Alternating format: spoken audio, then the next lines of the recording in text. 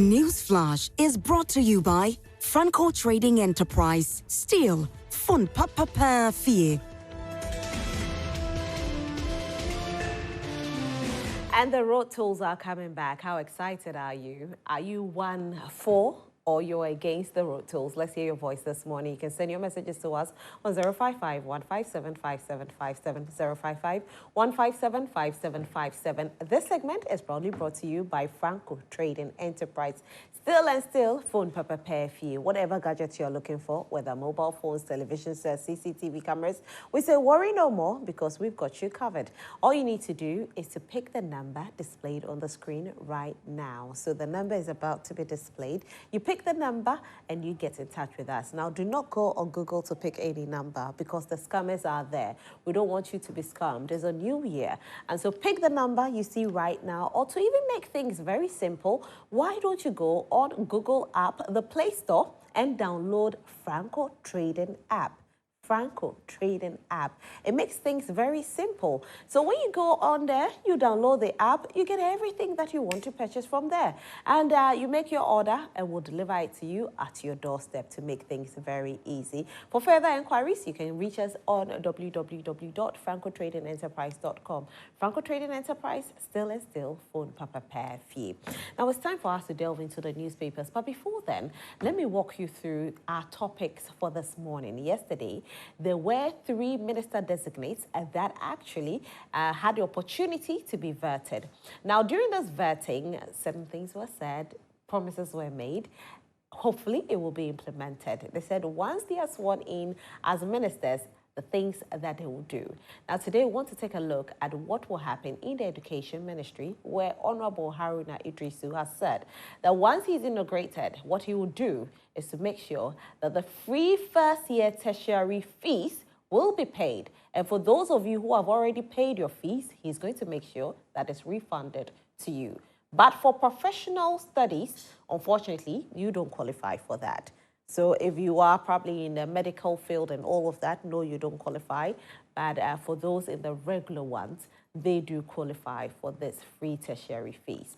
Now, aside that, we'll also take a look at the road tolls, which I would say it is coming back actually. Are you excited about it? Were you one of those who called for the road tolls to be back? This time around, it's going to be digitalized. We'll take a look at that as well. And then we take a look at what happened in America yesterday, where the president, Donald Trump, John Donald Trump, finally, he's done the rightful thing by saying that he's going to make sure that there's only 2 genders in America, male and female. People are so excited about that. People have even forgotten about all the other things that he said. But he did say that he's going to make America great again. And he's also going to make sure that America becomes the hub for oil.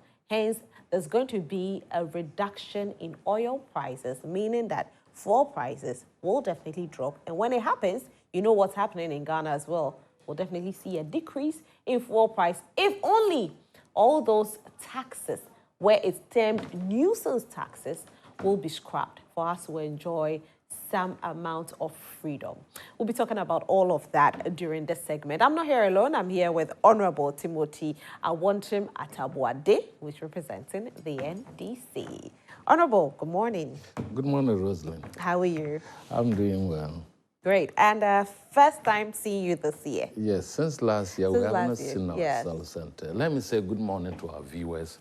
Good morning to your hardworking team and your good self. I think this is about my 3rd time or more that I've appeared on the program this year. When I came, I asked of you and I was told you were kidnapped. Happy your kidnappers have released you from bondage and you are here with us. We hope to have a beautiful year this year with a change of government and with new policies and programs coming up. We would come regularly to equally explain issues to our listeners. We are not taking our winning for granted. In as much as we won emphatically and overwhelmingly, the same responsibility is imposed on us to ensure that people's lives are better than what we met. And that has been the uphill task ahead. Every appointee I know is guarded by that, and they must put in their best. I foresee a situation where things will turn around with the cooperation of the people of this country, especially if we are transparent and we're able to tell them what is in the kitty, what we met, and where we are going forward. That was why the president talked about the economic dialogue, the dialogue on education, and so on. These are the sectors that holds the economy. And for me, I think that is the best thing. We would want to have every facet of idea on what to do with revamping most of our industries and so on to bring job and respite to the people of this country. And I think that it's going to be a very hectic year, hard-working year for almost everybody. Yeah. We wish our viewers a fantastic new year and a better tomorrow to come. Right. And talking about that, there are new appointments to the presidency as well. And from the Office of the President, Mrs. Joyce Bawa Mukhtari, she's the Presidential Advisor and Special Aide to the President. Stan, is it? Well, how do you pronounce his name? Because it did. Standobe. Okay, so it's good that he actually made it Standobe. Yes, to make it easier for the Stanislav. Okay, Stanislav Dogbe. Deputy Chief of Staff for Operations, Nanoye Bampo Ado. Deputy Chief of Staff Administration, Seth Emmanuel Tekpe, Presidential Advisor on the Economy. Professor Francis Udodu, Presidential Advisor, National Anti-Corruption Program. Larry Bevlo Latte, Special Envoy to the Alliance of Sahelian States. Nana Ya Jantua, Presidential Staffer. Beatrice Anamfio, Presidential Staffer. Shamima Muslim, Deputy Presidential Spokesperson. And Professor Kweku Danso Boafo, Cabinet Secretary. So congratulations to all of them. Now, I'll read what the newspapers have for us, and then we can quickly delve into our topic for this morning. The New Republic newspaper is my first newspaper, the New Republic newspaper. Signal boss, spy ring around JM exposed, mole planted on Reverend Wingham, paid by National Security. Yofi flees GIPC with millions. Ekufuado's daughter rips off office, chairs and computers vanish after elections loss, and Ghanaians celebrated by Mohammed's victory, Kenneth Japan confesses. Now, talking about these things, so when you hear Yofi flees with millions and blah, blah, blah, blah, blah, that's why they say they have oral, right? Okay, so it's Operation Recover All Loot. Okay, so if only it's true. If only it is true. Look, the chief executive for Ghana suppliers company went home with the only BMW that's for chief executive. It was bought in 2015. All the chief executives used it. You came and you were going home, and you took it away, and another car was auctioned to you. But that is the official vehicle. He went and told a lie that it had accident. The value, he bought it at $53,000. A 53,000 Ghana cedis. A 5 Series BMW. 5 Series BMW that has been bought for chief executive of the Ghana, suppliers company. All the chief executives have been using that car. So yesterday I took his particulars and I took everything about him, and I'm going to submit to the oral. Okay. And he had to, look, he bought his own truck. Now, the official told so that now the company was paying for his private driver. All along that he has been there and using his truck, his private truck, to do the work of the company, and all the monies were going to. How do you do that to the country? Almost every sector in this country has been ripped apart. And as we are going, now that the government is shaping up, individual that has been assigned to the various ministry, government agencies, we are going to do forensic audit. Now, when the forensic audit is done, people will see the damaging effect. Look at the revelations at the Cocoa Board yesterday. Look at the revelations. And look at what happened at the road sector. We are owing billions. Anyway, we'll do the business analyst newspaper next. The business analyst, a free tertiary policy, first-year students to receive refunds, and this will be one of our topics for this morning. Mineral Wealth Management, PMMC MD, assures inclusive approach. Road tolls to return in digitalized form, one of our topics this morning as well. And this is coming from Kwame Agboja, who is the Minister Designate for Roads and Highways. City to remain stable this week after recording biggest loss last week is another thing that we hope to see the NDC do, hopefully be able to stabilize the city. It's quite disheartening that in the year 2015, 2014, yeah, I think 2020, let me take it from 2012 all the way to probably like 2014, thereabout. You know, the city was at par with the dirham in Dubai. And unfortunately, it's not anymore after how many years. It's quite disheartening to know that they've been able to stabilize their currency, but we haven't been able to do it. And you ask yourself, why? For a country that is way older than that country, what did we do wrong? Where are we not going right as Africans? And so I'm hoping that since we have a new government, they'll be able to strengthen our currency, which is very important. Our currency was not just that. You remember that it became the worst currency in the world. It gained notoriety for being the worst currency in the world. And for me, the events that led to that is very clear. For cities, for currencies to stabilize, you must embark on export drive. You must do that. The economy must grow to be able to withstand the fronts and smiles of the economic meltdown. If you don't do that, there's no way you are going to hold on to your currency. You understand? So for me, these things were very clear. There must be growth. And that growth, you must look at your export. What are you exporting? What are you adding on to it? A major product like cocoa is, according to the Minister for Agriculture yesterday, was telling us, for the past 20 years, it's all-time low, 530,000 tons, all-time low. All right, let's see. They syndicated $800 million to buy 850,000 tons. They ended up buying less than that. So there is a deficit. There is a debt ahead. Because we need the cocoa beans to go and pay off the syndicated Well, you are loan. in power, so you have to fix it. No, yes, but we cannot use 1 week to fix what has been damaged for 80 years. We understand, but you still have to fix it. That is why we are on the path to healing this country. We're on the path to resetting and to fix it. That is the confidence the people had and repose in this. We are not running from there, but we are not so complaining, but we need to bring to bear to the people who give the power that this is the quantum of the challenge that we made, so that when we are fixing it, they would bear with us. All right. For we are not magicians. Okay, we'll do the Daily Dispatch next. NPP will definitely present Baumia for 2028. This is an NPP MP saying so. Alliance for Revolutionary Change dissolved. Abu Sakara is saying this. Lawyer Eduji Tamaklo to head National Petroleum Authority and 9 other appointments revealed. The Economy Times is the next newspaper. Ghana IMF comments renegotiation on ongoing financial program.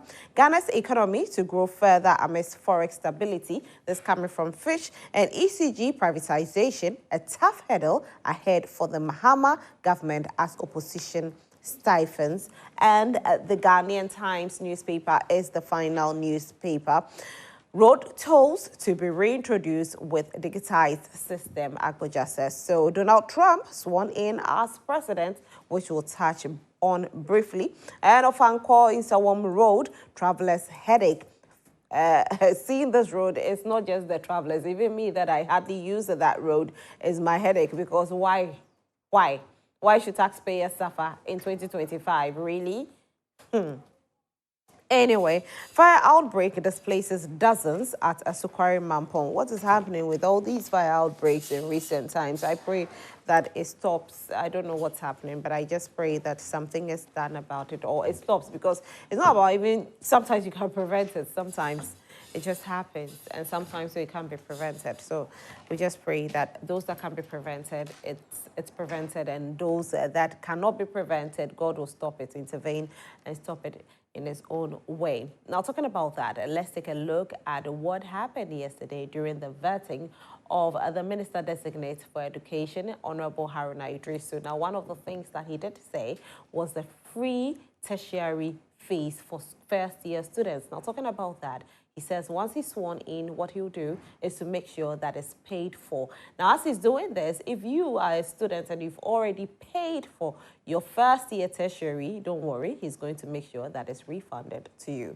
Honorable, I want him. Before then, let me urge my viewers to send in their messages to us on 055-157-5757, 055-157-5757. We are also streaming live on Facebook, so you can leave your comments on Facebook. I promise you today we'll go on Facebook and read some comments on Facebook. So leave your comment there, but don't forget to hit the share button so that people on your timeline will enjoy the show as well. All right, Honorable. What? Honorable says what? Honorable, you know, yeah. it's the refund. It's going to cost Ghana a lot of money. Yeah. People have asked a question, and the question is, where are you getting this money from? It's over 320 million Ghana cedis that we are taking a look at now. Yeah. And we know that the economy is not too strong. So where's this money going to come from? So once again, let me congratulate all the nominees, and including this morning the staffers that have been nominated. We wish them well, and I think they all deserve it. They are very hardworking. We all know individually what they've done and contributed to our win. So for me, I think that it has been carefully selected, and at the end of the day, Ghanaians will benefit more than even the government in power. Let me also say that Haruna Iddrisu and I have been classmates. We all attended Navarre School for the sixth form. We've been friends ever since up to today. As a young politician, he has done what he can do in his capacity as a young man. And politically, he has grown, not even within this country, but beyond and so on. I wish him well. Yesterday, I was there for his vetting.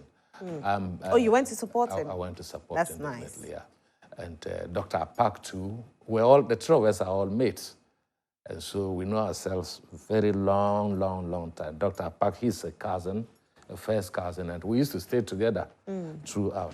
So going to the vetting, yesterday, interesting vetting for Haruna Iddrisu, the commendations that came from even the opposition who said that, who had so much hope in him and thought that he was well carved out for the job. I was mesmerized by that, looking at the vetting so far, and the fact that most appointees stayed there for not less than 3 hours and so on. I think Haruna Iddrisu had the shortest, basically because he has been in parliament for long. He has been a minister. This is about his 12th time. They've seen his handiwork. They've seen his achievement. So when such a personality is presented to you, you do not have much to do. Auditor General reports have come. We haven't seen any massive adverse finding. You cannot get a zero adverse finding, but we haven't seen that. That means that he has been quite squeaky clean in terms of his stewardship to the people of this country. And I wish him well. And then he's all embracing. If you hear the comments, he's someone who is not laid back to stretch his hands for support and to ask for ideas. And the educational sector would need to reset it. The president himself, in his vision and in our manifesto, did indicate that we are going to have a national dialogue on education. Apparently so, and rightly so, because we need to get the problems that confront our educational sector, because these are our future leaders that we are training. So we need to give them quality education, not just the quantity, quality and skillful education, that they can make ends meet wherever they find themselves globally, not just in this country.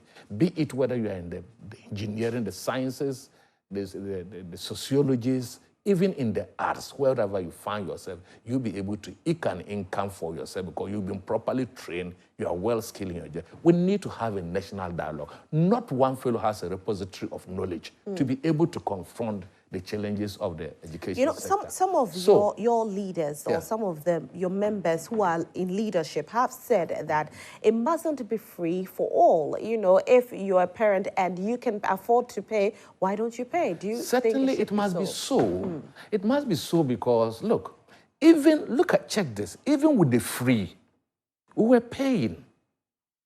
Look at Educational Watch, led by, I think, Kofi Asari. He did critical analysis on the payment that is being done by parents And the parents were paying between 3,000 to 4,000 Ghana cedis, while the government paid 1,000 to Ghana. You saw the report, we've discussed it here, and so on. So it means that even parents with the free, they still pay.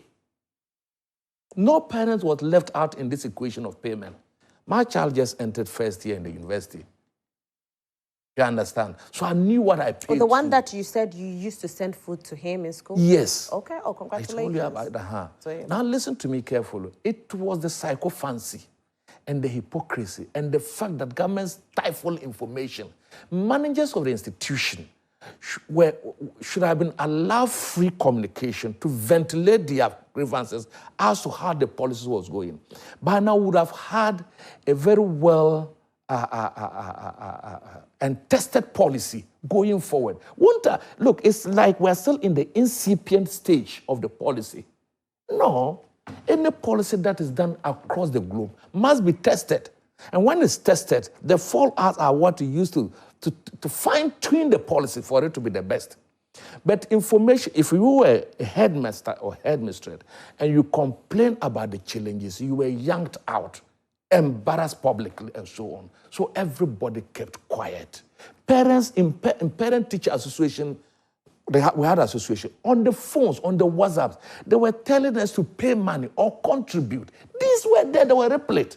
I tell you, I teach and I know these things. They come, and because of that, now but managers, I'm coming. The government said nobody should pay anything. It is not true. Even those who were saying that were equally paying. Well, were they not paying for their cousins' children and so on? Were the ministers not paying for their sisters' children? They were also contributing. Were the MPP executives not having relatives who were in secondary schools and they were contributing? So what are you going to do to fix it? I am coming. Just allow me. Okay. So, because we did not accept that the program was facing challenges. In fact, it was yesterday that I got to know that there was even no law governing it. There was no law, no parliamentary act governing the free education and how to go. You know, Haruna said it at the appointment committee. And this issue has been raised by our party several times. Mm-hmm. And the cost of the free HSS was less than 10 billion. Having said all this, it is time for Ghana to begin to tackle its policies transparently and allow people to discuss them. No one fellow, not even the NDC and its appointees, have knowledge on policies. Whether you're an MPP, they should be allowed to contribute. Civil society organizations have played fantastic role in our democracy and so on. Individuals like you, the media, you've done a lot of investigation, even onto school feeding and so on. You've done it. You've done critical analysis. We do them all the time. But it's the government that is in power. Do they take these things on board? We do policies as if it is for me. But you are doing the policy for the people of this country. You might not even be a beneficiary because your status might give you the capacity and the resources to send your child to an international school or outside. So millions of people depend on government policy and resources. Yesterday, I was elated because, like he said, I've paid my child's school fees at the university. I've looked for accommodation for him, which is over 4,000. That hasn't ended. You know, you have to continue to give them money. You have to continue to feed them and so on. So if government, and let's take this, any policy that will give a respite to parents in this country and students is welcome. It doesn't matter how much it costs us. Because if a whole can chop $58 million, and even at the last night it was over $300 million, it means that the resources are there. But the resources are not being put into good use for the people of this country. So the question here... I'm coming, if you allow me to go. Please, okay, you go. I just wanted to ask if education ministry itself, Auditor General reports, tells us the quantum of money that has fizzled out. The total amount the Auditor General report before they left office, because more will be coming, is over 52 billion Ghana cedis. Then I think that policies by the calculation, and what I heard the minister said yesterday, Haruna Iddrisu said was that the calculation is that the government is going to pay over 350 million Ghana cedis, like you said this morning. I don't think that's a big deal for Ghana. We simply need to cut down on frivolous expenditure. That is why the president talked about, I'm going to go with lean government. And let me tell you something. Look, the bureaucracy, the total amount of money, I think it was even done here by one of you all. I think on this tele. 84 billion this country was spending on total government appointees and bureaucracy. So if we wiped off some ministries, deduct that and see whether we cannot pay, it's less than 500 million Ghana cedis. We should be able to pay. There are areas we can tighten our belts, deny ourselves with the pegs that go. That's what the president says. I'm going to go with a lean government because the economy cannot support a very large government appointees and so on. You can look at how meticulous and seriously the president is selecting his people. He talked about even pegs like the payment of DSTV and other things will be given to appointees. If you calculate that, it's more than 300 million. Can we put an account and say that the frivolous amount of money that we use, let's be putting that at the end of the day, we see how much that account would accumulate. We can pay off social services that are of utmost importance to the people of this country. Remember also too that we are going to cut off some funds. For instance, the e-levy will go. The betting tax, win on betting tax will go. COVID tax and other tax will go. But we are going to also equally rationalize some taxes and see whether those taxes need to be there or not, where we are going to remove them. Remember, we talked about taxes on, is it menstrual pad? Yeah, the pad. And so on. You see, this... It's luxury. It wasn't just on the pad. It was on luxury. I don't know what luxury. I know that you are taxing blood. Whatever it is goes to the blood. No, it's just... it's I am coming. The tax is on luxurious goods, and menstrual pad was part of those. Do you think it's luxurious? No. So that's what we were all advocating. Yes. That is taken out. Yes. It's not luxury. Okay.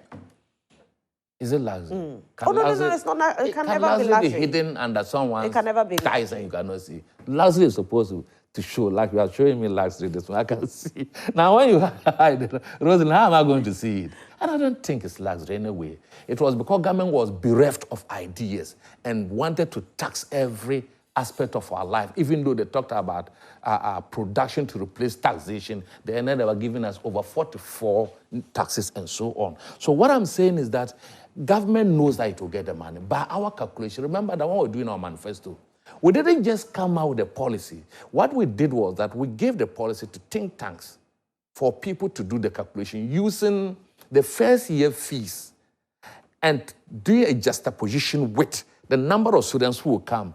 And when you do that, you are able to come out with an amount. Honorable, let me ask. So for me, I think it has been done, and we know that we'll get the money. Okay, so when the NPP brought free SHS, you know, before we even started realizing there were some challenges there, everybody was excited about it. Questions were asked, where are you getting the money from? They spoke almost similar English like you're speaking this morning. Now the issue is, there are people who have money to get the money to pay for the tertiary thing.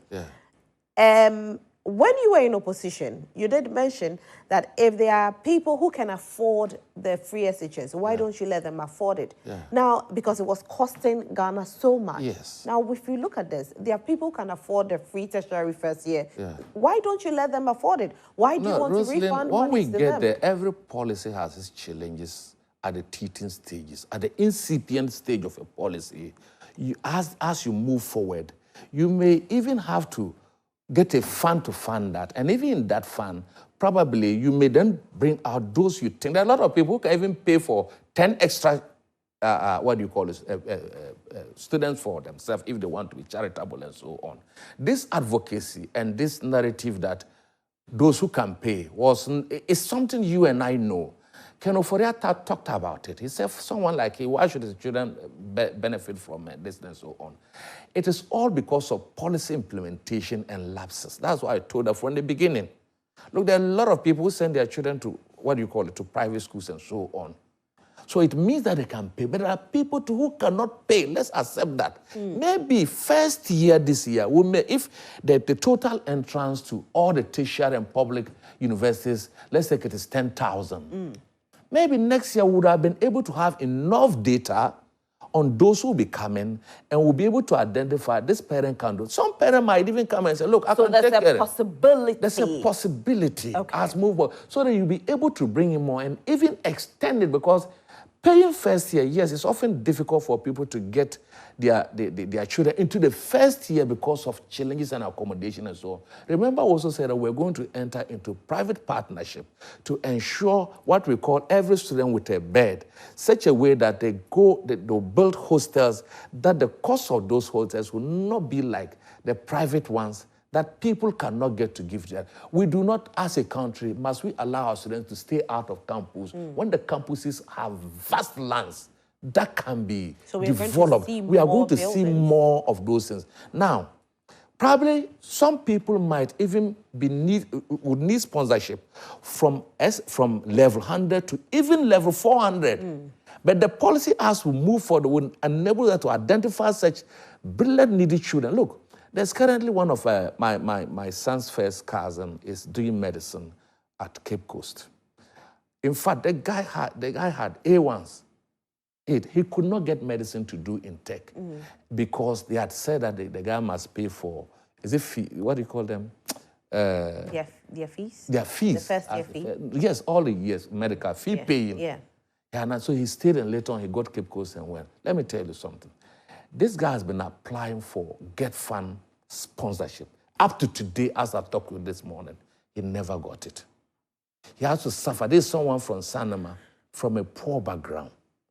Brilliant guy that the school even acknowledges, and so on. So such a guy, maybe when we even pay for the first year, we may have to extend it to second, third year. But we have to identify, as the policy is being implemented, you would have to identify some special cases that might have to be carried along the whole 4 years and so on. So I agree with you. There are people who can actually pay and pay well. That's why some people even say that they will pay fee paying if they don't get the course, but the court has aspect of fee pay. For instance, the course. For instance, if you go for the medical course or the sciences, sometimes they'll tell you that the cutoff point, let's take it, is 6. You have 7. They say fee paying for 7. The people say, I can pay.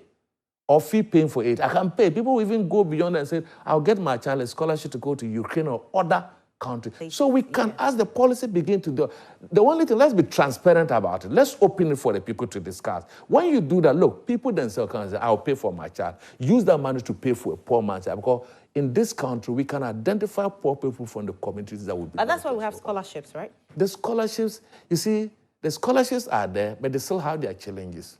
And so on, like I was talking about the Get Fund and other scholarships and so on. There's nothing wrong if you have a multifaceted approach to arrest a challenging problem that confronts the youth of this country. There's nothing wrong. There can be scholarships. Not everybody gets the scholarship. There can be other forms of taking out, even corporate social responsibilities by other institutions. Maybe your media general, or what is your media name?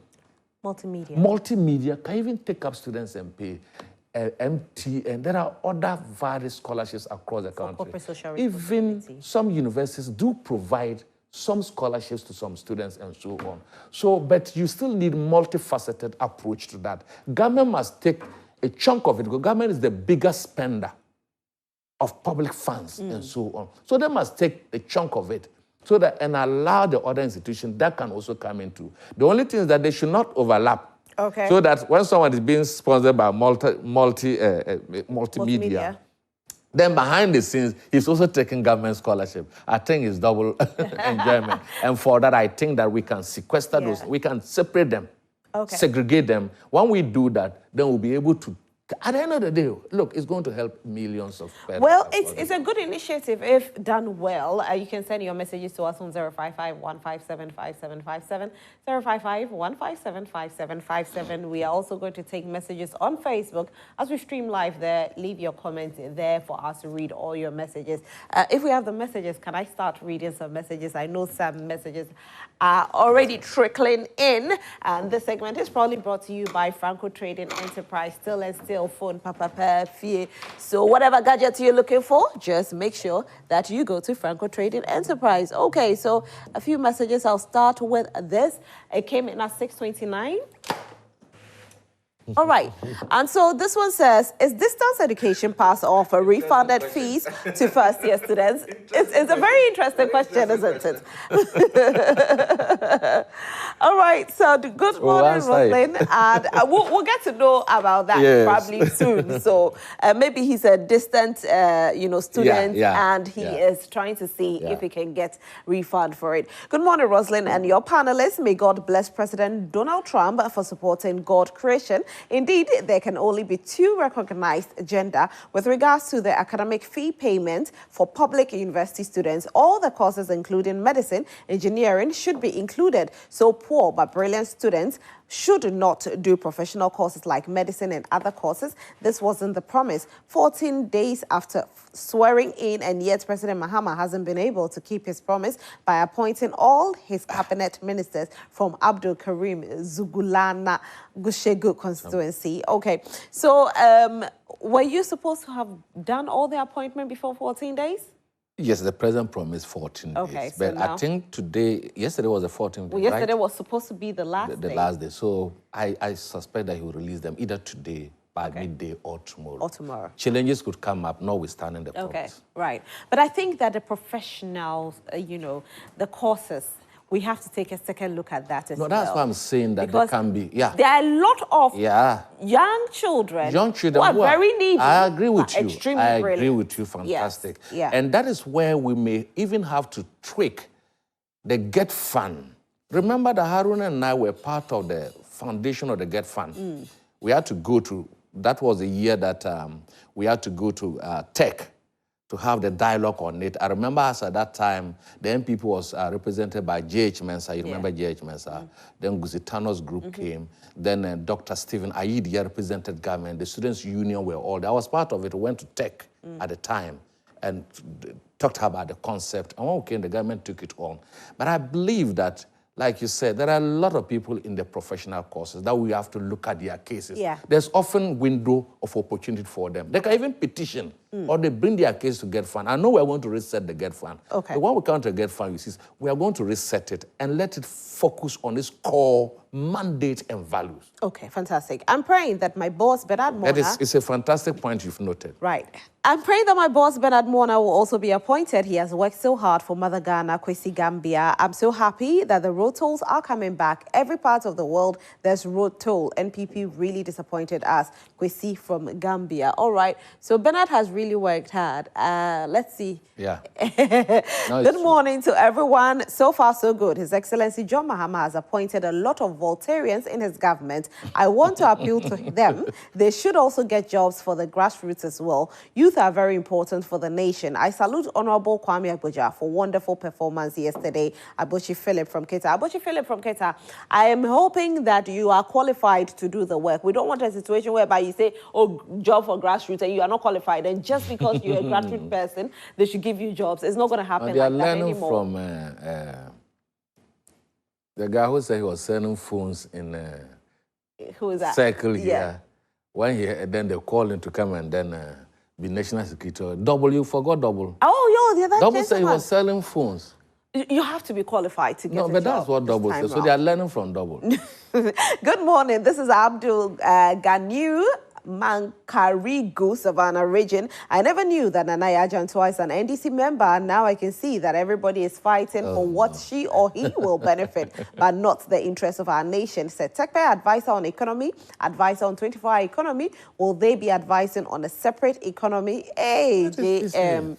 Okay, so Abdul, well, I think that during President Mahama's time of campaigning, he did mention that it was going to be an inclusive government. Yes, so that's why we are seeing somebody like Nanaya Jantua. I think you remember yesterday, Professor Kwesi Prempeh said he salute President Mahama, even though he has been a critic of him. He salutes him for appointing him to lead the constitutional reforms and so on.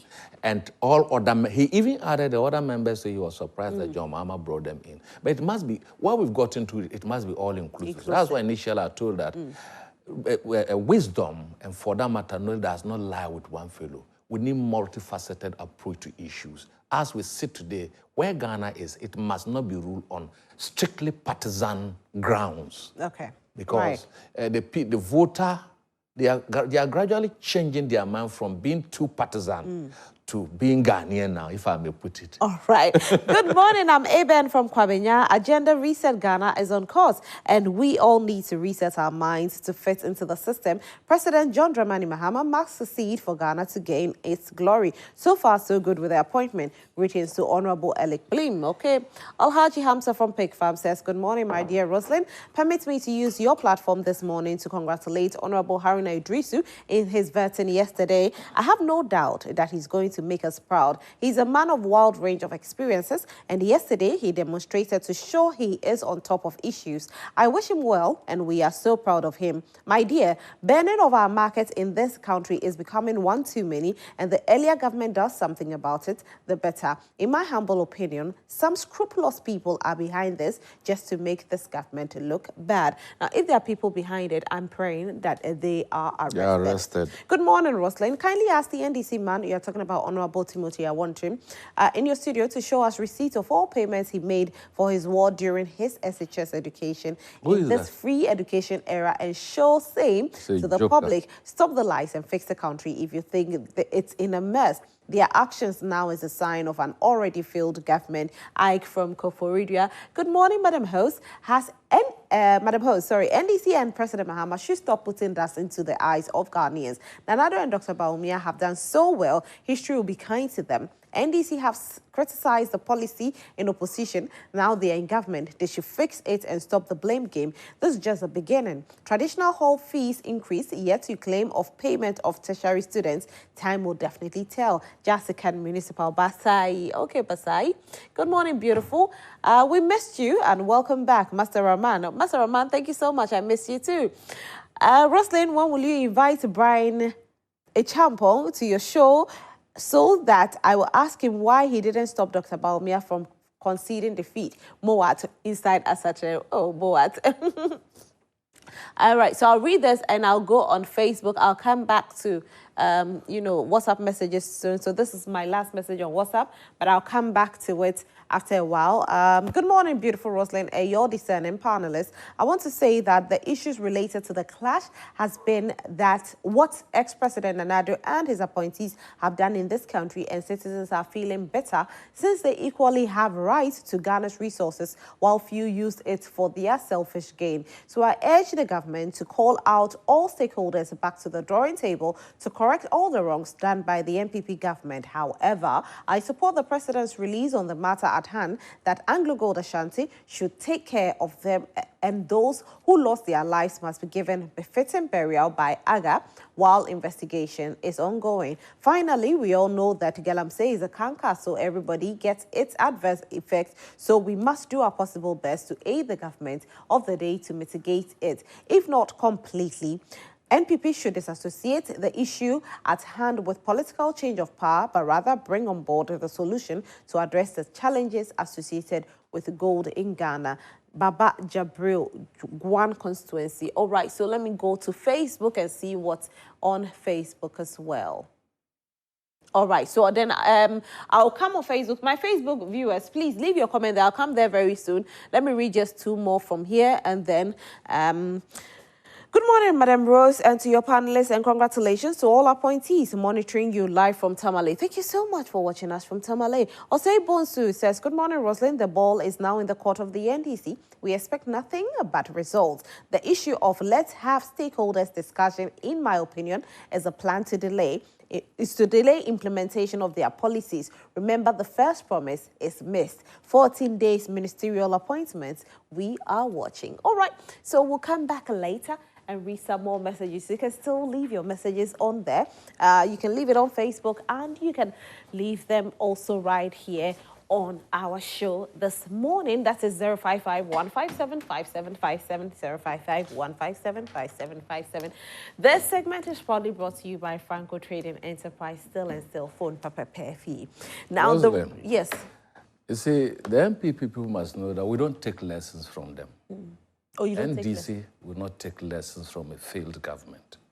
They've been in government for the past 8 years. The things we are fixing today, they should have fixed them before we came to power, so that we continue from there. We don't come and start all over after you've destroyed every sector of this economy. Look at even cocoa. We left cocoa at 1 million tons for you. Today, cocoa is the worst. That when they went and syndicated $800 million, and you know we use the beans to buy. It means that normally what you do is that you have sold your cocoa beans in advance. We couldn't get the beans to pay for the $800 million. They should give us a break. The early attempt to equalize less than a month of government in power to 8 years of destruction will not wash. And until the votes came out, until this election, I never knew that people appreciate and listen to what we discuss on you people, your platform, and on other distinguished platforms across this country. The votes really showed that people were listening and they had made up of, and nothing could change them. That's how come the MPP strongholds like Kwabenya fell to their knees and fell to the ground. They should better go and reorganize themselves and see where their third party will be relevant in 2028. They cannot be. The guy who said that I should show receipts, I'm not accountable to him. If he has a neighbor whose child was enjoying free HSS, he should go to his immediate neighbor and ask, parents are listening to me. Head teachers are listening to me. Students are listening to me. They know what they went through. A cousin of mine had a daughter at Yasantua Secondary. Today I'll mention the names because they've left there. Those they should mention them because the students were there. They gave the girl when they went for night, they gave them just gari without sugar. Dry gari without sugar at Yasantua. To eat. To eat. It wasn't the fault. Look, when I sent my son to St. Hubert, he went to St. Hubert in Kumasi. When we got there, the headmaster told us that we have to buy beds, so we have to contribute 200 Ghana at a time. I wasn't having a problem with it because the man asked us a question: do we want our children to lie on the floor because government has not given the necessary furniture and so on? I never complained because what the man said was good. Uniforms and all. We were buying our own uniform, even though the fridge you were supposed to buy uniforms and so on. What are they telling us? We are not going to run this country based on people who just sit there from a wild imagination and think that what we are saying. How can I sit on a platform and say I didn't pay? Once you have a relative who was in secondary school, you paid money. I am not saying it. Parents are listening to me. Students themselves are listening to me. Okay. They know what they went through. All right. Parent-teacher associations are listening to me. All those who had kids in this free HSS, no one said the policy was bad, not for no one to get, but the implementation challenges were what we should have arrested and confronted to make it the finest policy. No social policy across the world that is bad. It is its implementation. Yeah. All right, fantastic. Let's take a look at the road tolls that are going to come back very soon. The road minister designated, that's Honorable Kwame Agboja, says that is a matter that has attracted national attention. Accrual to the road fund was only 250 million Ghana cedis, and we work to increase it to 1.5 billion Ghana cedis.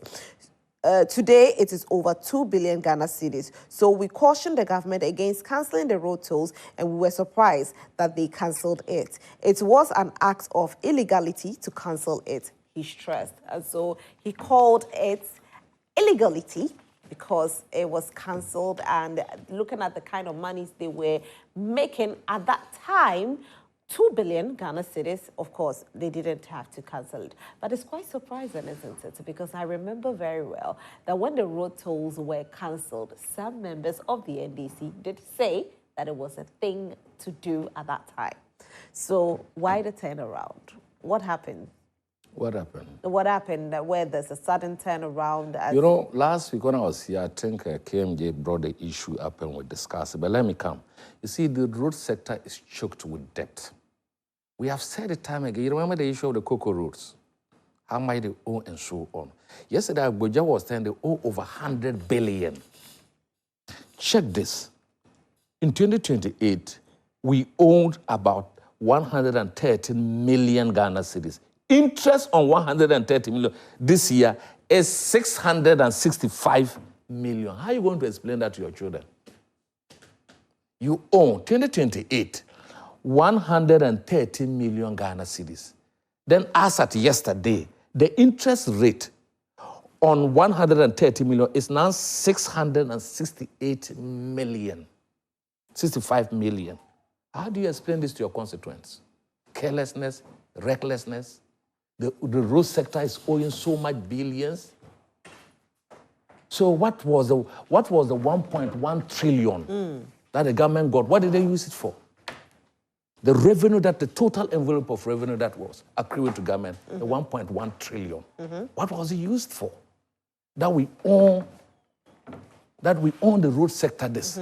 So for me, any policy that will bring back the road tolls in a way that will not incur costs but benefit from it is welcome. Remember, Sam George revealed that even the axle load weight, remember, that so much millions were made, but the money fizzled out into hands that were behind the scenes and so on. This is part of what the road alone can garner for us. That is just within the road area. And what the Minister of Road did was absolutely illegal and unconstitutional because the appropriation bill had not been passed. It is when the appropriation bill is being passed, then you can cancel that. He canceled it ahead because they had brought e-levy. And by their estimate, the e-levy was going to yield a revenue between 6 to 7 billion to take over a deficit of 36 billion. And we told them that road levy, that the e-levy will not be able, because from 136 million projected by the budget deficit, because the budget was putting the total revenue expenditure at 105 billion. So there was still a 30 billion there. So if he brought e-levy, it was just going to take part of the deficit. We'll be having much more deficit at the time. So it wasn't true that the e-levy was brought in to deal with deficit and so on. It was unnecessary to rush to cancel the road levy and also to let people who were being employed by the sector loose and so on. Where in the world don't we pay road tolls? It wasn't a wise decision.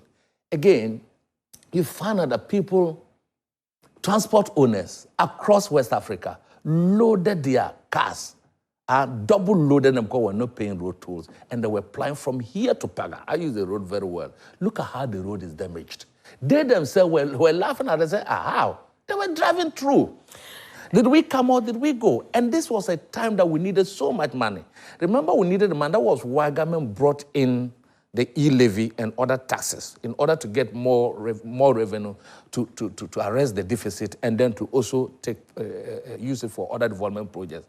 While you were asking for revenue from the people of this country, you were also canceling sources of revenue. So it was completely unacceptable. And yesterday, when he talked about it, when you take public transport, even us at that time, when you did your interview, you realized that they said they prefer the road toll, even passenger, even GPRTU drivers and so on, because we needed the road toll. We needed to have routine maintenance on our roads to ensure safety, to ensure that time is money. When you're a driver, you need a good road to be able to plow within less hours and go to and fro to be able to make money. If the road is damaged, it affects the amount of money you expect in a day. Is it going to be transparent then? It will be transparent because I think it's going to come in a different form, probably electronic, way of paying. Already we have some electronic way of paying. Well, that's what he said. So let's see, once he take over the ministry, the committee on roads and then the sector players will come together to see the form it should take. All right. Now. Okay, Honorable. We've been joined by the MP for Oforikrom, Honorable Michael Iddrisu. Good morning, Honorable. Good morning. How are you? Very well. It's good to have you here. Same here. Great. First time here? Yes. Oh, okay. So the time was a little bit dicey for you. I was quite confused. I was 7 a.m. It starts at 6 this morning. I saw on the flyer that it's 6 a.m. 6 a.m. Yeah, I had to rush. It's fine. I know you'll not be late again. This is your first, so yes. It's pardonable. Yes. So we are talking about the road tolls. Actually, we want to take a look at the video of what happened during the vetting where Honorable Kwame Agbodza, who is the Minister Designate for Roads and Highways, said with regards to the road tolls. When the issue of the road toll started, our side, Honorable former minority leader, together with me and the former road minister, Honorable Makwata, decided to caution government that do not cancel or suspend road toll. Let's rather find ways of plugging the leakages in terms of the collection and enhance it. Honorable Haruna and myself met Honorable Makwata and gave our commitment that don't cancel it. Indeed, We were surprised on the day the road toll, they claimed they zeroed it. For me, it was an act of illegality. Yes, they said they just zeroed it. But it was, a road fund has got an act. It's a law. So you couldn't unilaterally do that. As a result, I believe there was a level of negligence in the way it was done. They claimed road toll was accruing only about 80 million. But today, there are contractors working for government of Ghana who are owed 5,000 cedis within the roadside. Can you imagine how many roadside weed clearers will be paid with 80 million? So they cancelled it. And our side consistently stood on principle and said, bring the road toll back. Yes, the road toll is coming back, but not in the form of building obstructions on the road for drivers to stop and somebody taking money from them. It will be coming back based on a technological platform that make it fair and that make it easy to collect, easy to account for, and for the public to know what the money is actually being used for. Together with the road minister, we shall come out with a policy as to how that will be done. That is my response. So you can still send your messages to us on 055-157-5757, 055-157-5757. Michael, your party cancelled road tolls. Now, the NDC government says that they are bringing it back. Some Ghanaians actually wanted it back, though. And were you one of those that wanted it back, or you feel that what your government did at that time was a step in the right direction? I believe at the time that they were cancelling the road tolls, they cancelled it based on the conditions precedent at the point. And I remember quite clearly when the road tolls issue came when they were bringing in the A-levy.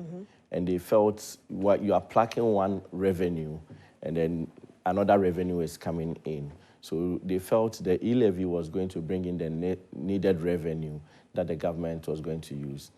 And today, I think it's a mixed position. Different people have different ideas on the road tolls. Some have the position that it shouldn't be there because it allows free traffic flow. I'm not sure drivers will be happy to hear they will start paying, especially in Ghana here at this point. Nobody is interested in being taxed extra.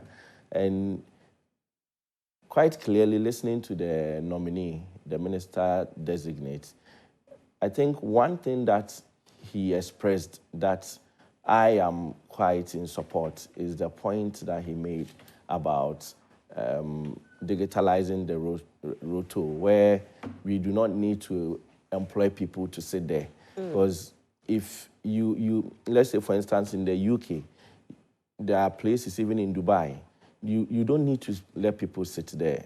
You pay in advance, and as you drive through, it deducts. So that will ease the traffic flow. But if you have to go back to the old system, where, for instance, you get to the motorway, and you are stuck in traffic for 30 minutes to 1 hour before you can exit the motorway, then I believe it will be a double punishment on its own. Imagine paying taxes and also suffering the consequences of the taxes. But that notwithstanding, it's early days yet. The government is now taking shape. Some of these policies, normally in government, they are beautiful when they are being mentioned. But then when it's being implemented is another issue altogether.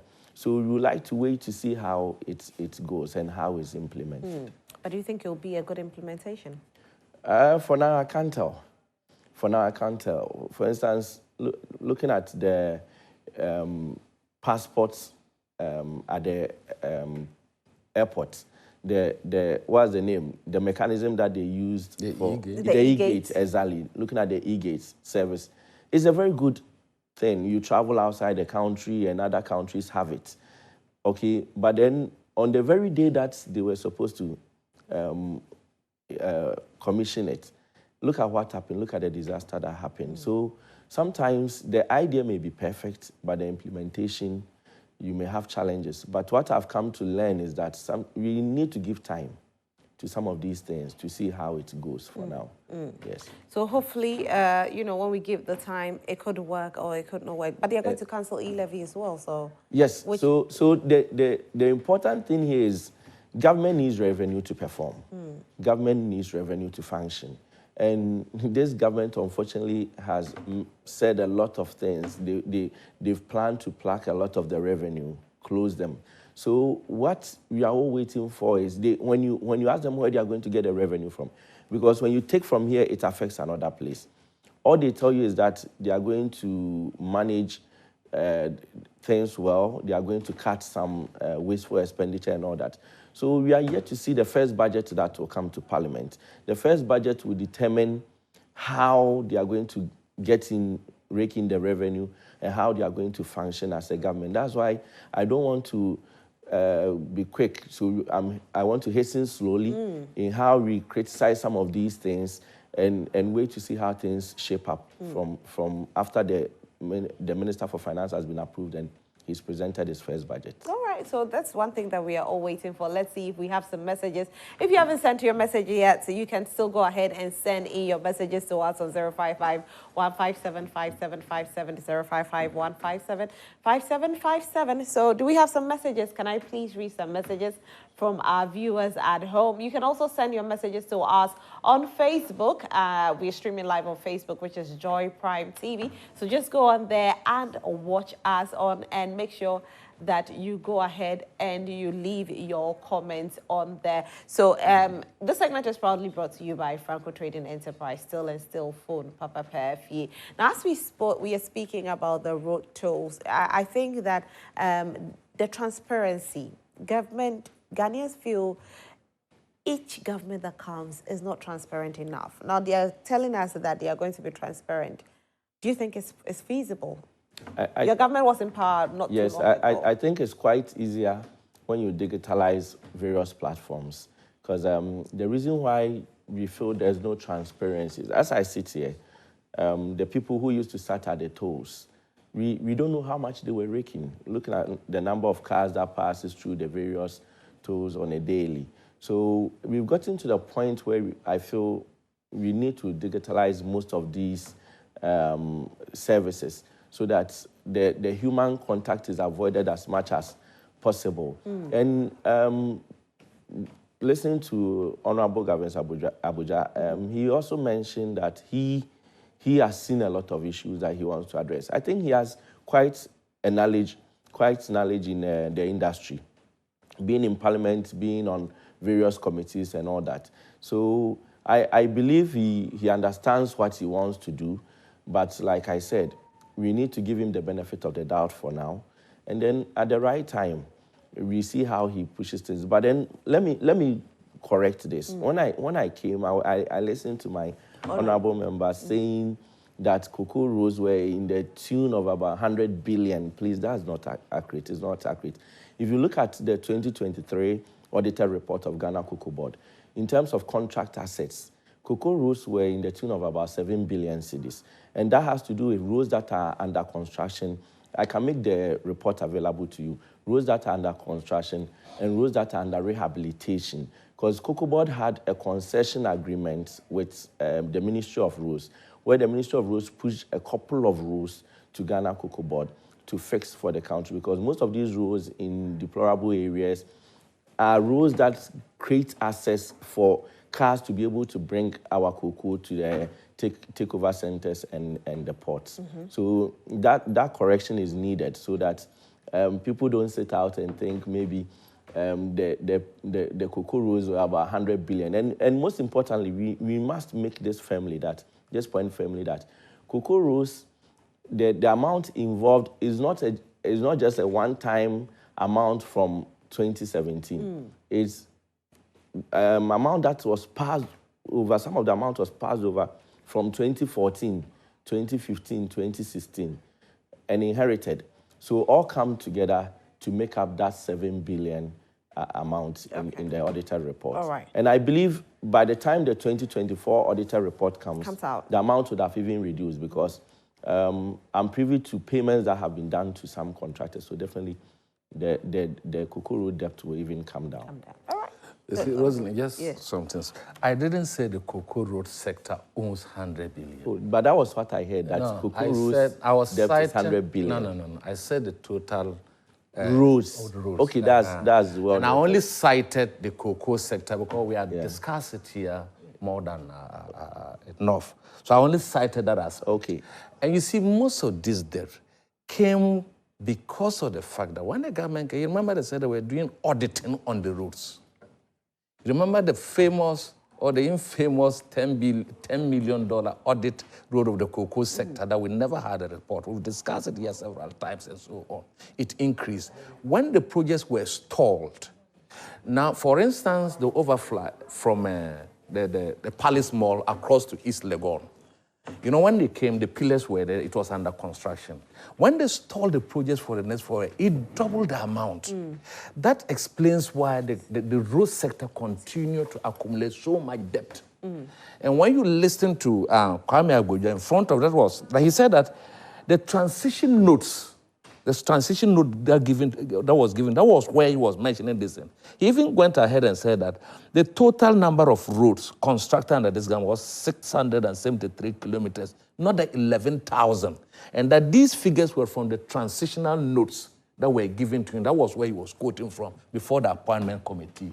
So, like you talked about the policy, I know at the end of the day, all these things are going to come to Parliament. Yes. So you will debate it. You will debate the policy. You even look at the transitional reports and the authenticity of the figures. They will come.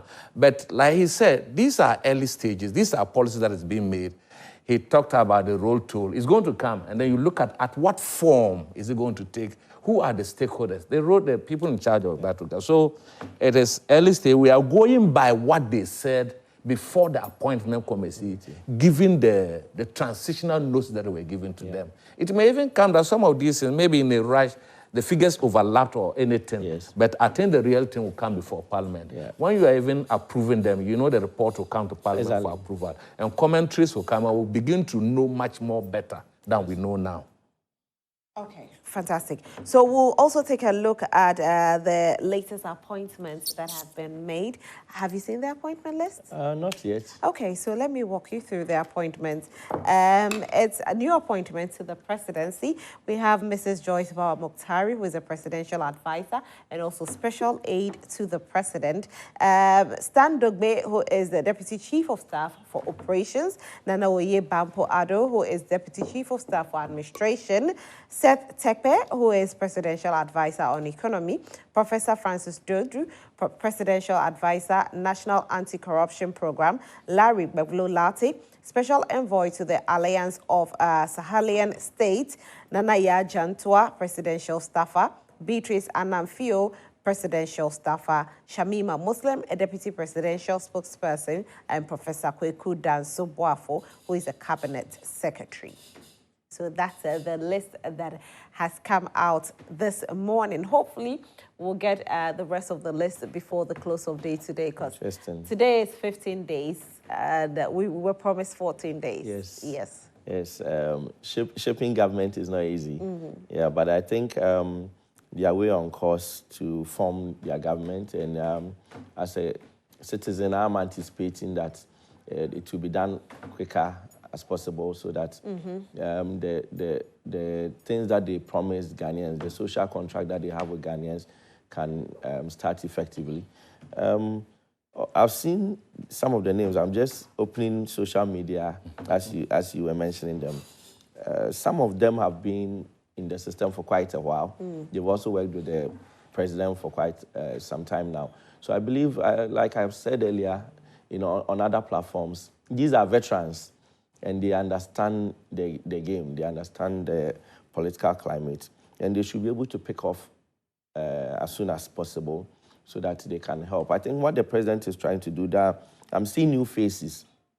I'm seeing new faces like Shamima Muslim, but then the where she's being placed is a place that is a field.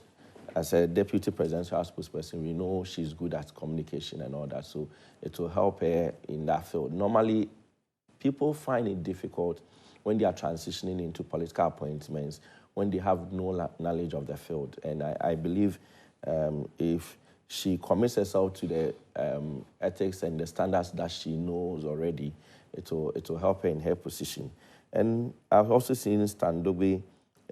He's also performed very well in the past. Looking at the inauguration the setup, it was quite beautiful. So I'll give him the applause, I'll commend him.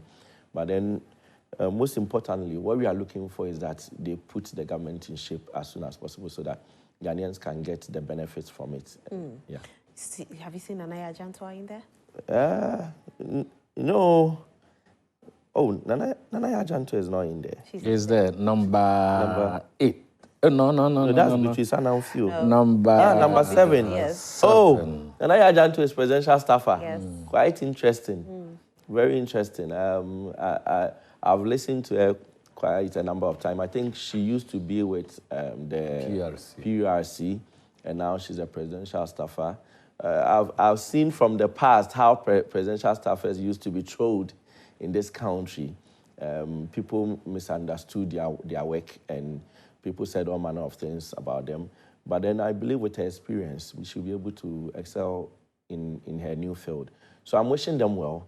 We, like I said, it's early days. We wait to see how people perform. Now, if you're a follower of politics, what I've come to realize is more at times, when people are new in the role, they kind of ease up and then do their best. But then when they get used and get comfortable, then sometimes they forget where they are coming from. So I pray that they don't forget where they are coming from, but then they will be able to excel. If things go well for them and things go well for Ghana, we are all in it. We all enjoy. Exactly. I believe no one wants to suffer. So we all enjoy. But then they have to always remember where they are coming from. Because it's happened to us, it's happened to our party, and it's not far from them. Yeah, it can happen to anybody, any politician. Now, the public are very aware. I believe Ghanaians, as it is now, are more enlightened, and they are watching out on politicians. We had gotten to a point where the citizenry were losing trust in politicians, and I believe they have to hold the standards high. If it's the normal things that we do, then I believe we might still get to the same point all over again, and the trust will continue to go down. So we all need to build that trust so that the citizenry will believe in us, and then once you are in any position, then people will give you that maximum respect that is needed. Okay. Honorable. Yeah, I think Honorable has spoken well.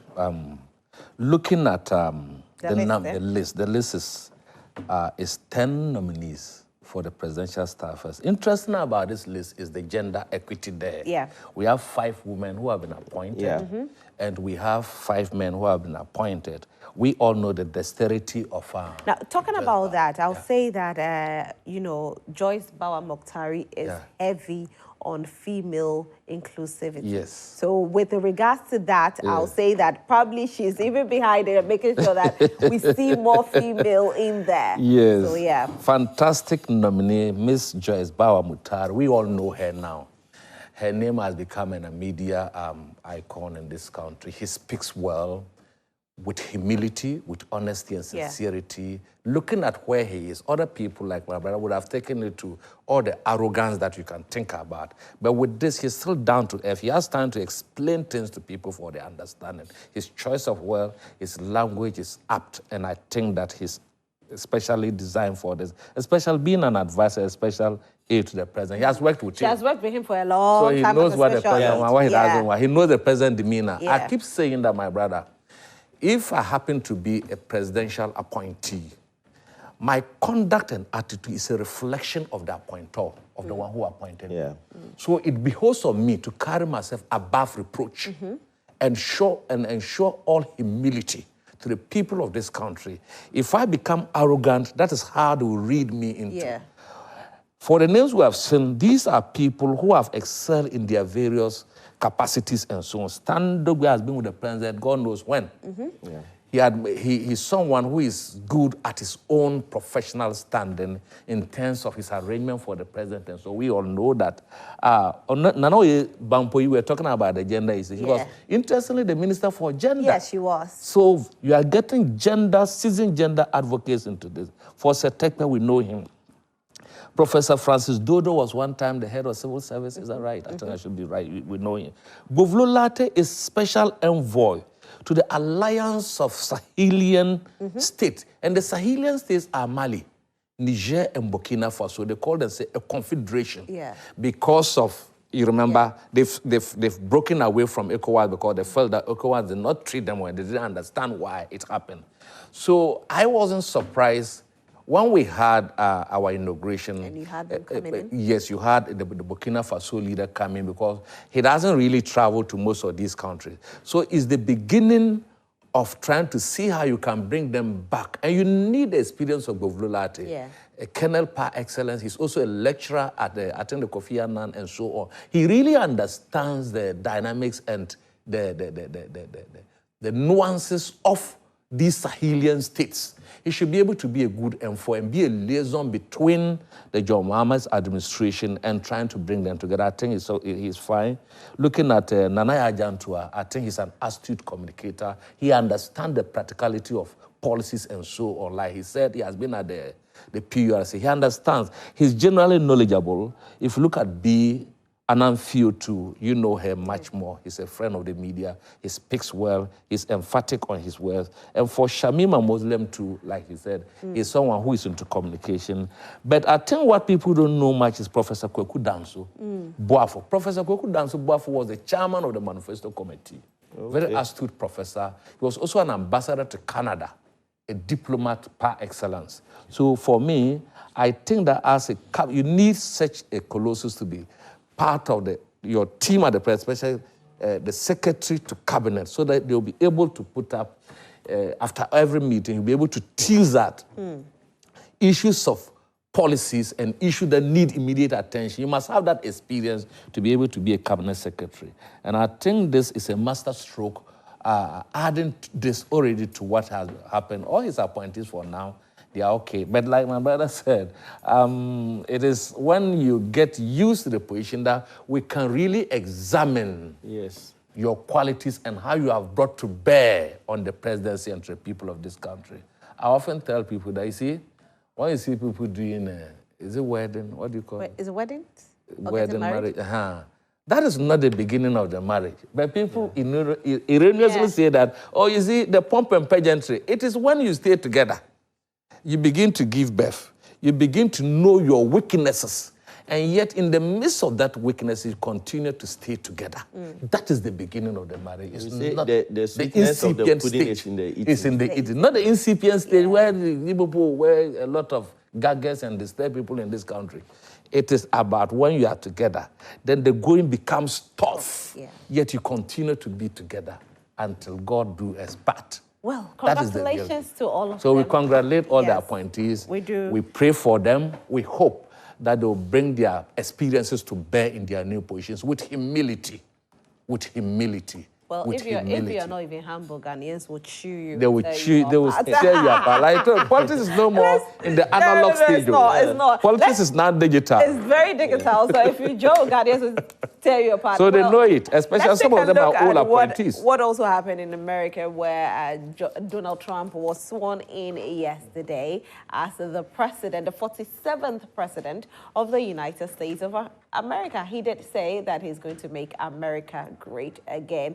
And some of the things that he did say was that they are going to make sure that they make America the hub for oil. And so he says they are sitting on gold mine and their gold is oil. So if they're able to do it well, they'll make a lot of money. And also he'll make sure he reduces taxes and rather tax other countries so that there'll be no burden on the citizens of America.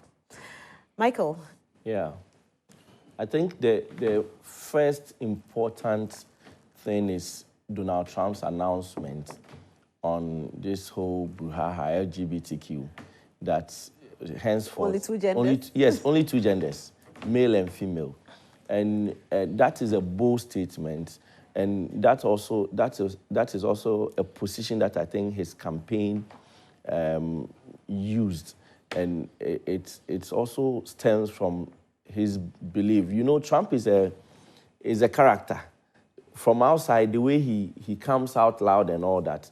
But then I've come to see him now as a believer of God, a Christian, more or less. Interesting. Because interestingly, very interesting. Most of his comments espouse that position, that apart from the fact that he looks out as a no-nonsense person, he also characterizes the values in Christianity. So it is a good testament for the world as such, because quite recently, the Biden government were pushing for all these gender issues, and I think they were even pushing it on some countries like Ghana. So when the proper value bill went to Parliament, the Sam George bill, as is famously known, went to Parliament. We all know how it had an effect on these IMF negotiations and all that. But today, the new presidency in America, they have a different position. And I think that will be good for all of us. Because when you come to developing countries like Ghana, we have our culture, we have our beliefs. And even in Ghana, majority of us are Christians. Yeah. And the Christian values are way different from these kind of things. These are new to us. So it helps us, it emboldens us so that we'll be able to support our values clearly. And also, some of the things he mentioned, some of the policies he seeks to implement shows a firm stance. And that is where my fear is, because he wants to push more oil. He wants to strengthen their currency by supporting businesses. And when you are supporting business, it means you are making interest in the U.S. Lower, so that businesses can have access to more capital. And the moment interest in the U.S. is low and businesses are having access to capital, more people will push their monies into the United States to invest. Right. And that is my fear, that it will strengthen the dollar, in effect, and then our city why can't we strengthen our city? That's where the issue is for me. With the Ghana city, there are myriads of issues. You know, we become an import-driven economy, and if you will be able to strengthen our economy, then we have to turn the whole structure around and from import-driven to an export economy. I think over the past few years, I've seen that our inflows have increased. So in terms of our deficit, in terms of trade balances, is improved a little. But we need to improve it. I'm expecting that this government will look more at look at the cash crops that we have. Now, our major crops are cocoa, and then the major minerals that we export are gold. I'm expecting that they will introduce new products that will rake in the needed revenue, which will improve our trade balance. Then we will have more dollar in the system so that the city will strengthen. Because we import almost everything. You know, petroleum alone, we import $400 million worth of fuel every month. And that is a strain on our foreign reserves. On our foreign reserves. Anyway, so the only issue that I have is that if other countries are able to turn their fortunes around, if they're able to, you know, either do export or build your tourism sector such that the inflows are so much, it strengthens your currency, why can't we do it? You know, which I recollect mentioning it, because I did mention that a country like Dubai, you know, you go there, being there, you know, at a certain time where the cedi and our dirham was at par, and after how many years? But Rosalind, the amount of oil reserves that the UAE have, okay, we are nowhere near them. We are nowhere, even in Africa, when we are talking about oil. Ghana is not counted as one of the largest oil producers in Africa. When you are talking about oil in Africa, you are talking about Nigeria and Angola and so on. Okay, and even the African oil producers are nowhere near the UAE. My point is, how do we strengthen our exports? Because let's not forget that almost every 4 years during campaign, we are promised that we'll be able to have a strong export to build our city currency. Yet it doesn't happen. So how do we neglect it? Because every time we accept our fate, we are not there, we'll never be there. How do we turn our fortunes around? I think we need to go to the fundamentals. Yes. first of all, currently, our major exports, oil, cocoa, gold, and other produce. But then we need to go to the fundamentals. Now, if you go to a country like Cote d'Ivoire, if you go to countries like Burkina Faso, they are consistently improving agriculture for exports.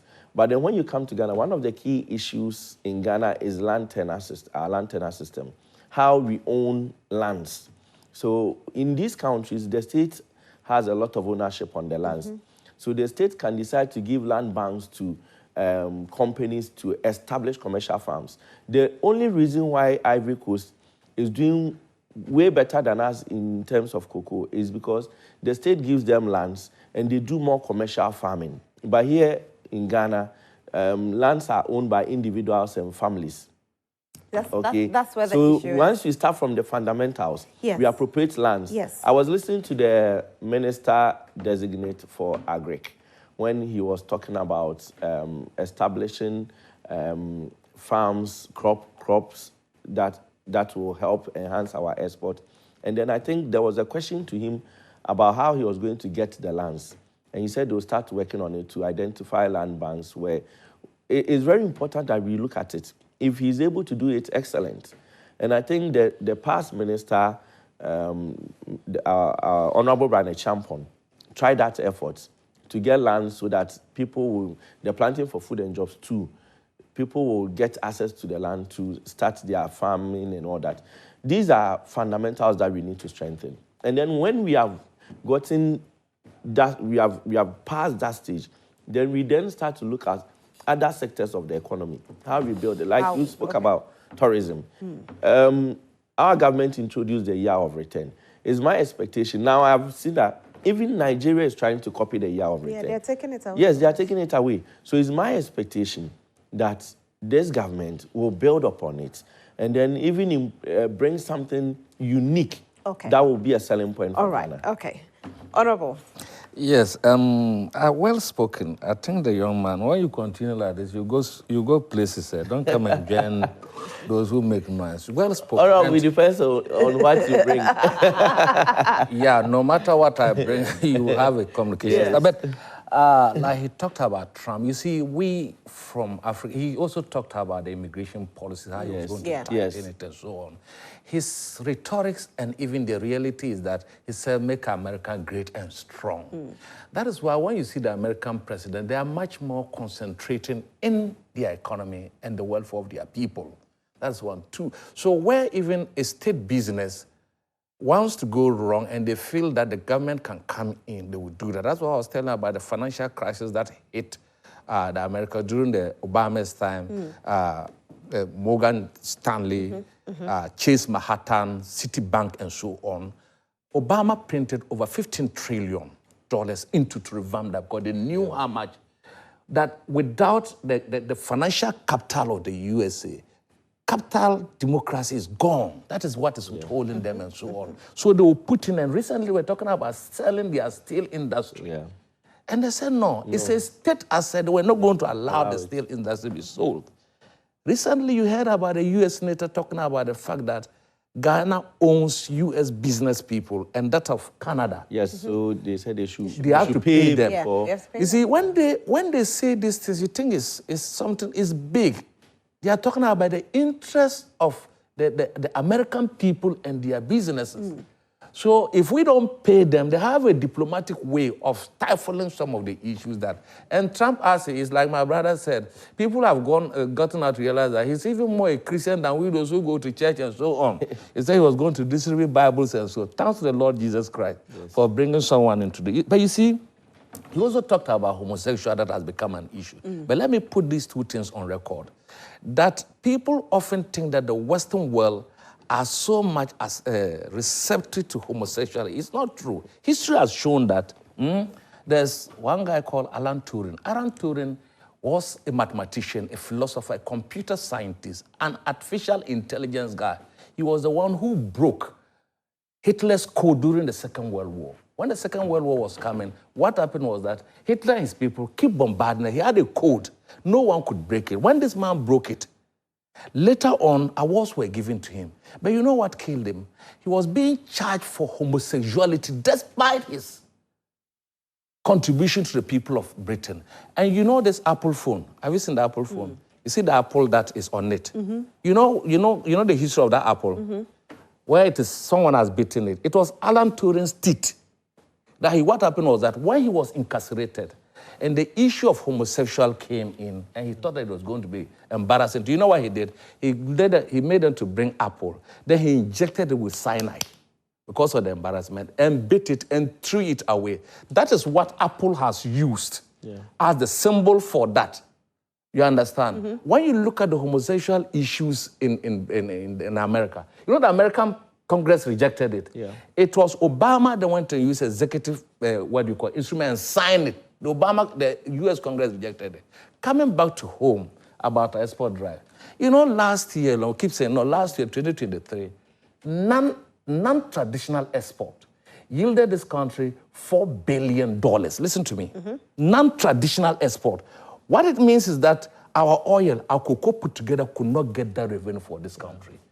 Data from Ghana Export Promotion Authority says that in the next 5 years, they are going to work hard to get more than $25 billion from the non-traditional export is the export of pepper, shea butter, cashew, those things. That means that we can really make money from there. What it also means that no special attention has been given to the non-traditional export, yet it yielded us $4 billion. Can you imagine if special attention and all what that sector needed is put in it? We can even make $10 billion dollars a year from non-traditional export. Well, your party is in power now. That is why the president said that he was going to chair. He's going to chair that committee. Okay. The president has sequestered that for himself, that he's going to chair that committee of the non-traditional, which is under agribusiness. That's why it has been brought under the Ministry of Trade. Let me read a few comments. For me, I think that it's about time we stop saying things like, oh, this country is developing so they can move forward. If we are able to tell ourselves that we'll get to that level, we can get there as well. Osei Bimpong Godfrey says, Oforikrom is proud of you, Honorable. Timothy Anabella, good morning, Roslyn. I strongly believe that digitizing road tolls in Ghana is a step in the right direction. In contrast, the e-levy has proven to be unpopular, and the cancellation of road tolls has raised legal concerns. The introduction of Operation Recover All Loot is a welcome initiative as it aims to tackle government purse leakages and increase revenue by addressing these leakages. Oral can help optimize government revenue and promote transparency. Simply Timo Bechem. Osei Bimpong Godfrey says the best performing MP, Honorable Michael Kwesi Edu. Raymond Jubin Asante, love how you do your submissions. Facts are laid down. Kudos, Honorable Edu. Happy Haiba says, keep walking, Honorable Mike Edu. We dare your back, leader, solid brains. Pakwejo, the hard-working MP of our time. Nana what? Obuanipa. Okay. I really love your submissions this morning. Keep it up, Honorable Michael Edu. This coming from Calvin Click. Happy says again, Honorable, our prayers are with you, a solid brain of the Great Elephant Party. Okra Kofi Owusu says, Oforikrom to the world. Mike Edu, we are proud of you. And nice submission, boss. Angela, is it Amo Bediako? Proud of you, Honorable. Nana Boateng says the finest MP. And Honorable, God bless you. This coming from Isaac Teiko. All right, so